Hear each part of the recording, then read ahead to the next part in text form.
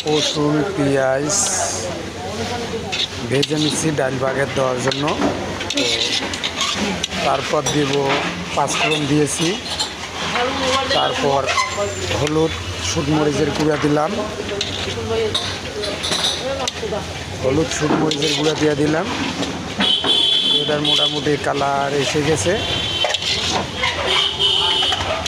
এবার দেব ডাল ঢেলে দেব। এই ডাল ঢেলে দিচ্ছি, আপনারা দেখেন। তো একেবারে হিডিম করে দিতে যাবেন না, হিডিম করে দিতে গেলে আগুন ধরে যাবে।